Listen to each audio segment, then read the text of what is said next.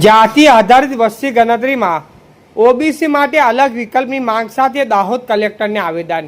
દાહોદ જિલ્લાના વર્ષ 2026 અને 2027ની જાતિ આધારિત વસ્તી ગણતરીમાં એસસી અને એસટી જાતિઓની સામે ઓબીસી જાતિને પણ અલગથી સમાવેશ કરવામાં આવે તેવી માંગ સાથે દાહોદ જિલ્લાના ઓબીસી સમાજના આગેવાનો દ્વારા જિલ્લા કલેક્ટર શ્રીમતી સુરભી ગૌતમને આવેદનપત્ર પાઠવવામાં આવ્યું હતું।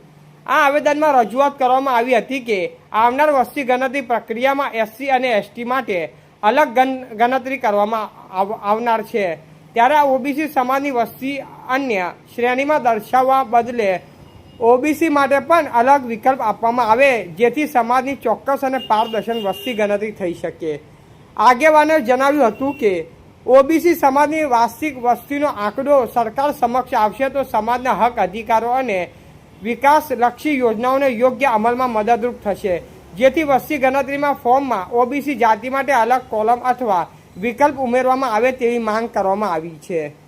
આ કાર્યક્રમ દરમિયાન દાહોદ જિલ્લાના ઓબીસી સમાજના આગેવાનો અને સમાજના પ્રતિનિધિઓ મોટી સંખ્યામાં હાજર રહ્યા હતા અને સમાજના હિત માટે એકજૂટ બની રજૂઆત કરી હતી। રિપોર્ટર વિપુલ કુમાર બારિયા, પીપલોદ। આજ રોજ દાહોદ જિલ્લા કલેક્ટર કચેરી ખાતે ઓબીસી સમાજ અંતર્ગત જ્યારે હાલ 2026-27ની અંદર વસ્તી ગણતરીનું કાર્ય ચાલી રહી છે, ત્યારે 34 જેટલા કોલમો છે અને 34 જેટલા કોલમોની અંદર 13મા નંબરનું કોલમ એવું છે કે એસસી એસટી અને અન્ય।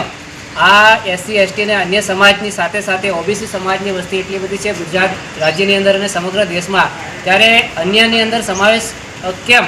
ઓબીસી સમાજની આટલી બધી વસ્તી હોવા છતાં પણ ઓબીસી સમાજની આ વસ્તી જાતિ આધારિત જે વસ્તી ગણતરી છે એમાંથી બાકાત રાખવામાં આવે છે।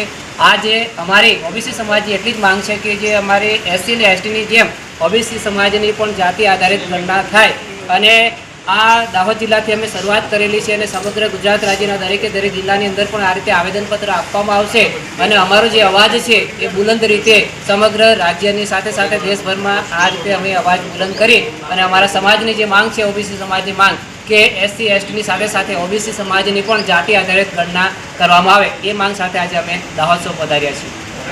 Thank you. નામ આપનું નામ? ફતેહસિંહ એસ બારિયા। ફોટો લઈ લેવા દે।